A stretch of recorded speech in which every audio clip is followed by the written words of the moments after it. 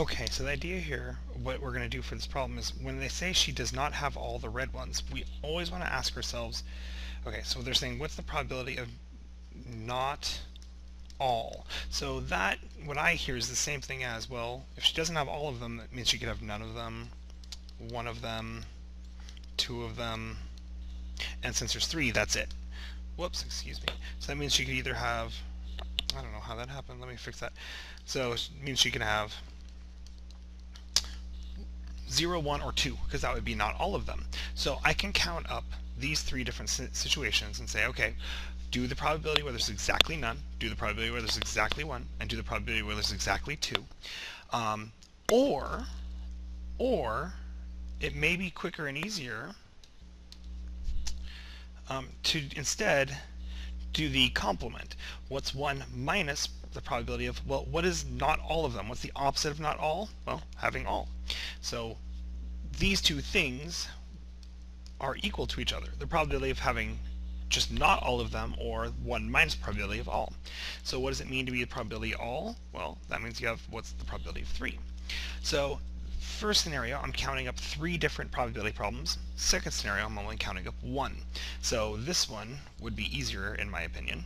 So now what I'm going to do is just calculate that problem. So I'm going to say, all right, what's 1 minus, so now what's the probability of her having all 3? Well, there's 3. Out of those 3, she needs to pick all 3 of them. And then, how many is she pulling out of the bag? Let me find that. Okay, I'm seeing she grabs 8 of them, so therefore there's 5 more marbles she needs to pick out, and there's a total of 8 more in the bag. So what we have to do is here, right next to it, we have to write 8 combinations of 5, so meaning out of the 8 remaining marbles, how many ways are there for us to pick 5 of them, when she's already picked out the 3 reds. Now in the denominator, there's no restriction. We just say how many marbles are there in total. That would be 11. And then she's going to pick out her 8. So that's how I would do this problem.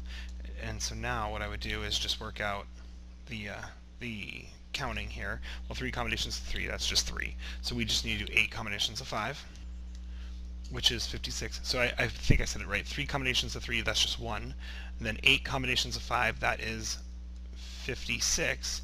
The denominator is 11 combinations of 8, which makes 165. So what we're seeing here is there's 50 out of our 165 different possibilities, 56 of them contain all 3 red marbles.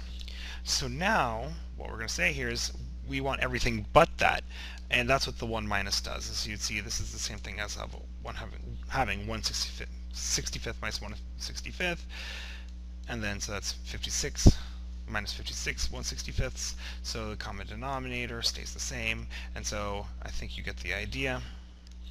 That would leave us with 109 combinations that don't have all the reds.